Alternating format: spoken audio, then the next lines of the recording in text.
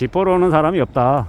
원태를 앞둔 직장인이 한숨을 쉰다. 이런 뉴스 제목을 보게 됩니다. 결국 이 얘기는 뭐냐? 부동산 매매 시장이 차갑게 얼어붙었다는 이야기인 것이고, 지난 10여 년 동안 호가가, 이 집값이 너무 많이 이제 올랐던 탓에 사람들이 아예 엄두를 못 낸다라는 겁니다. 이 실제로 집을 구매할 이제 실수요층조차도 가격이 너무 올라 있어서 아예 살 수가 없다. 대출이 아예 안 나온다. 이런 얘기들을 되게 많이 합니다. 이 지경까지 간 건 뭡니까?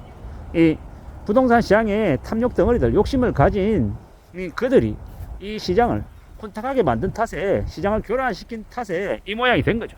사실상 금융권과 건설업계와 시행사와 그 유튜브나 대학 교수 집단들이 이 만든 거대한 사기극이 지금 부동산 시장이 아니었나라는 생각을 해봅니다. 2019년인지 20년인지쯤에 무려 20개월 동안 19만 건이 거래가 되고 취소가 된 사례가 있었습니다. 뭡니까? 전체 거래의 5% 정도라고 했는데, 그러한 일이 지금 안 벌어진다라고 누가 장담을 할 수 있냐라는 겁니다. 그리고 이 선분양 이제 부동산 시장, 집을 짓기도 전에 물건부터 팔고 나중에 이제 하자 생기고 하면 나 몰라라고 알아서 하라 그러고, 또 펌프질해서 온갖 이 바이럴이나 줄 세우기 해서 집값 뻥튀기 하고 이 부자가 된 것처럼 착각하게 만들고, 집을 분양받은 사람들이 또 빚지고 남들에게 떠넘기면서 부자 됐다라는 환상, 착각만 갖게 하고, 실제로는 대부분의 사람들이 이 무리하게 빚져서 빚 갚는 그런 빚쟁이로 전락시키는 이런 이제 사기극들이 벌어진 게 지난 이제 10여 년 동안 벌어진 일 같습니다. 진보냐 보수냐 뭐 이런 것들을 가리지 않고 부동산 교란 세력들은 계속 있어 왔다. 그리고 그 교란 세력들을 비호하고 그 이후에 이제 벌어지는 무수히 많은 이제 떡고물들, 이런 것들을 이제 뜯어먹겠다고 교수들 달라붙고 유튜브 달라붙고 이 업자들 달라붙고 해서 전부 이렇게 사람들 전부 다 부동산에 미친, 부동산 아파트에 이제 정신 나간 사람들로 다 만들어 놨다. 그 덕분에 지금 이제 이놈의 나라가 개판이 됐다라는 이야기를 하고 싶은 겁니다.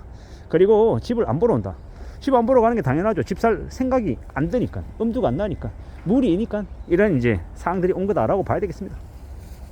앞으로 더더욱더 이제 이러한 사항들은 지속이 될 거다. 물론 10년, 20년 계속 이러지는 않을 것이고, 한 4년, 5년 지속되다가 또 바닥 치고 나면 또다시 줄 세우기 하고 또다시 펌프질 할 거다.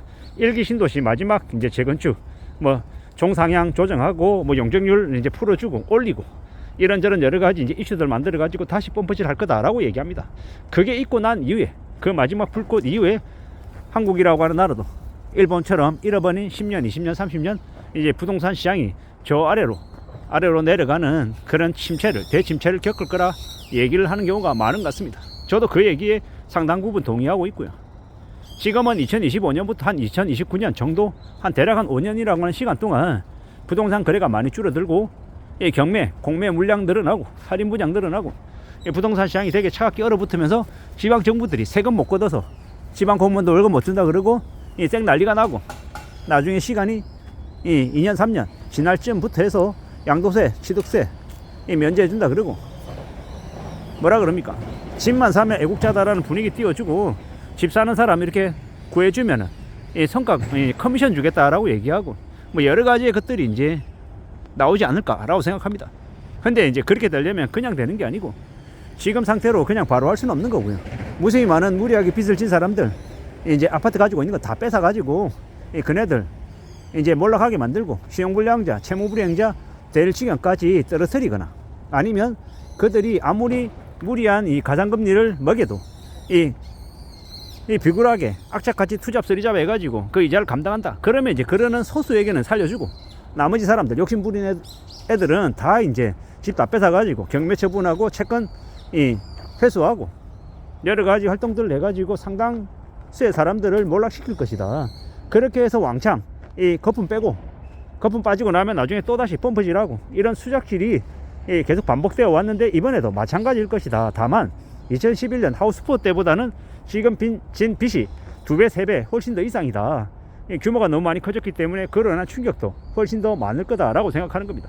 제가 이제 창피하고 부끄러운 얘기지만 2011년도에 하우스포였잖아요.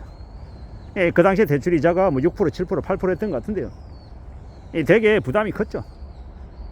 근데 이제 지금은요, 대출 이자 1.1% 후반대이다가 지금 이제 5%, 6%대까지 육박하고 있는데, 이게 끝이 아니다. 시간이 지나면 지날수록 가상금리가 1%, 2%, 3% 더 부과될 거다라고 봐야 되는 거죠. 금융권들도 충당금 적립해야 되고, 자기자본 비율 높여야 되다 보니까 뭐 하겠습니까? 이미 대출받은 사람들에게 대출이자 올리는 거다.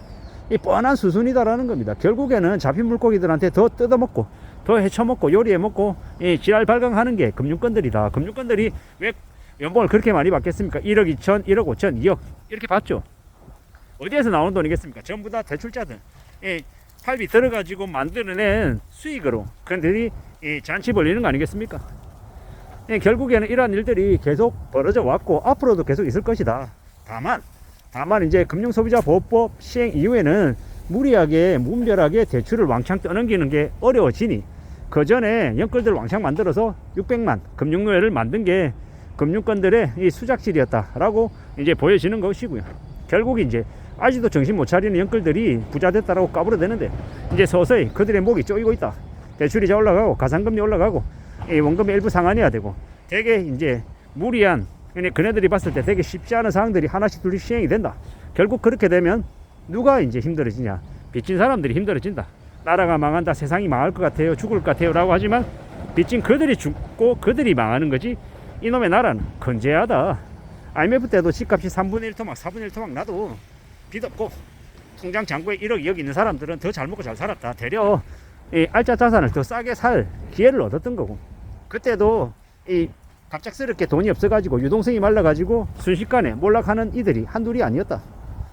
누구나 다 힘들고 어려운 상황들은 닥칠 수 있고 좋은 일도 생길 수 있다. 근데 이 좋을 때는 다 잘 사는 것 같고 다 여유 부리는 것 같지만은 경제가 안 좋아지면 미리 대비하고 준비하고 최소한의 에너지로 살아갈 이 내공이 되는 사람들이 그래도 살아남더라. 살아남아야 그 다음을 얘기하고 또 다음에 좀 더 좋은 기회를 맞을 수도 있고 힘든 상황도 또 견딜 줄 아는 내공이 있어야 그래야 다음번에 또 힘든 일이 생길 때도 견딜 수 있더라. 이번 시즌에 무리하게 빚 지지 않고 그냥 평범하게 보통의 삶을 살고 자신의 일에 충실했던 이들 그들이 이번 시즌에 정말 행운아들이다. 그리고 그들이 조금 더 버티고 기다리고 현금을 좀 더 확보해 놓으면 알짜 자산을 충분히 가질 수 있는 그런 절호의 기회도 가질 수 있을 것 같다라는 생각이 듭니다. 저도 그렇고 여러분들도 그렇고 우리들이 이 살아간 이 현실을 정말 정신 바짝 차리고 봐야 될 것이고 쉽고 만만하게 봐서는 안 될 것 같다.